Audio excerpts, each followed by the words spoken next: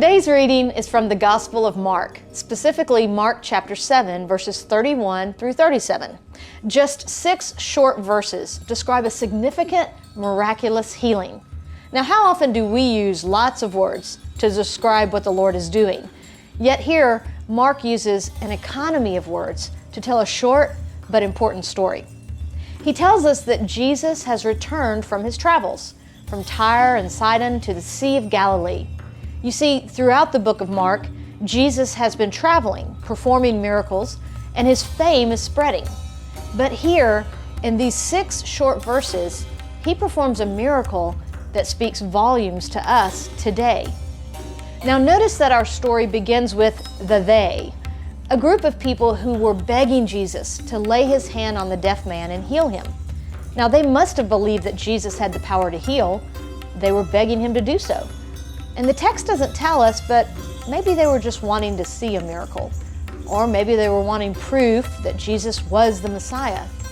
Or maybe, just maybe, they were actually that desperate for their friend to come to Jesus and beg for a healing for someone they loved. Now we've all been there, I bet, begging Jesus to do what only he can do, perform a miracle for someone we love so that we can see them restored, healed, redeemed. So Jesus responds. Only the text says something very interesting here. It says, and taking him aside from the crowd privately, he put his fingers into his ears, and after said to him, Ephata, that is, be opened. You see, Jesus takes this man aside. He wants to get alone with this guy. So to look him straight in the eye, he puts his fingers in his ears. Now, we don't know why Jesus would do this. Perhaps he wanted this guy's full attention. Perhaps he wasn't performing the miracle for the crowd, but just for this man. So he pulls him aside. Either way, Jesus decides now is the time for this man's healing. So he pulls him aside, away from the crowd, puts his fingers in his ears, and then spits on his hand and touches the man's tongue. And then Jesus sighs. Another translation says, he groaned. You see, Jesus is burdened by this man's pain, his sense of isolation. This man cannot hear, and he cannot speak. He is literally cut off from other people, from other relationships. How difficult and lonely must his life have been? There was no sign language for him to express himself or to understand the details of life that surrounded him.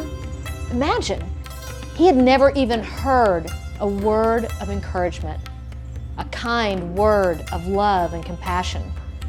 The only communication he probably knew was found in the actions of others. So Jesus begins by putting his fingers in his ears. The ears must be healed if the tongue is to work normally. This symbolic action sends a clear message to the deaf man that Jesus understood his pain, and since he could not hear encouragement or any words of Jesus, he first needed a compassionate, healing touch from Jesus. Then Jesus looks up to heaven, sighs, and speaks an Aramaic word, Ephphatha. Now, what's interesting here is that Mark is writing this story, he's telling this story, and he feels the need to translate for the reader. He makes sure the reader knows that Jesus said, be opened. Now, first century Jews knew Aramaic, so they didn't need to know the translation. But Mark makes the effort to write down the translation.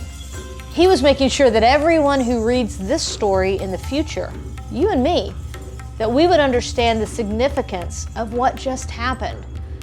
You see, Jesus doesn't just perform one miracle of solving the deaf man's hearing. We go on to read that his ears were opened and his tongue was released, and he spoke plainly. There is a second miracle. A man presumed to be born deaf not only receives his hearing instantly, but instantly he can speak plainly. He had never even used words before. He'd never heard words before, yet immediately he spoke plainly. You see, Jesus didn't just want to solve his immediate need or his circumstance. Jesus has come for more than that. Jesus has come so that people's hearts and minds would be opened to him, as well as our ears and our mouths. He's come to give us ears that can truly hear spiritual truth and understand God's Word. He's come so that out of our mouths, we could begin to speak new words, thoughts, and phrases that we've never spoken before. You see, Jesus wants to open our ears and our mouths just like He does the deaf man in this story. Have you had an encounter with the Son of God where His presence touched you and opened your ears to hear His words in ways you never have before? Have you been surprised by words that came out of your own mouth after encountering Jesus? I know I have. He changed my hearing. He changed my speaking. So what does He want to say through you today?